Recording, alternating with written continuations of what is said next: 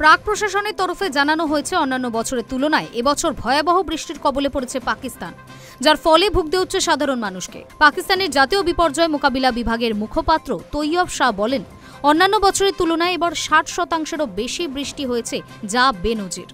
আগামী 22শে আগস্টেও একাধিক জায়গায় ভারী বৃষ্টির সতর্কতা রয়েছে। সেপ্টেম্বর মাসেও 2 থেকে 3 বার ভারী বৃষ্টির সম্ভাবনা রয়েছে। প্রবল বৃষ্টির জেরে এখনও 657 জনের মৃত্যু হয়েছে। এর মধ্যে 171 জন শিশু, 94 জন মহিলা ও 392 জন পুরুষের মৃত্যু হয়েছে। এছাড়া গত 26শে জুন থেকে এখনও আহতের সংখ্যা 1000-এরও বেশি। দুর্যোগের জেরে সবচেয়ে বেশি মৃত্যুর ঘটনা ঘটেছে খাইবার পাখতুনখোয়ায়। শুধুমাত্র এই প্রদেশে হরপাবান এবং অন্যান্য দুর্ঘটনায় মৃত্যু হয়েছে 394 জনের। এর মধ্যে 59 জন শিশু এবং 43 জন মহিলা। এরপরই তালিকায় দ্বিতীয় স্থানে রয়েছে পাকিস্তানের পাঞ্জাব প্রদেশ। সেখানে মৃতের সংখ্যা 164। সিন্ধু অঞ্চলে মৃত্যু হয়েছে 28 জনের। এ তো গেল পাকিস্তান। পাক অধিকৃত কাশ্মীরেও দুর্যোগের প্রকোপ পড়েছে ব্যাপকভাবে।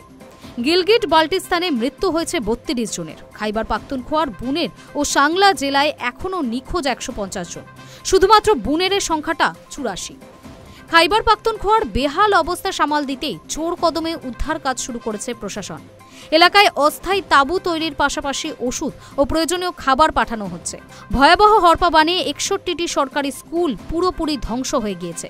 বিপুল ক্ষতিগ্রস্ত হয়েছে 414টি স্কুল।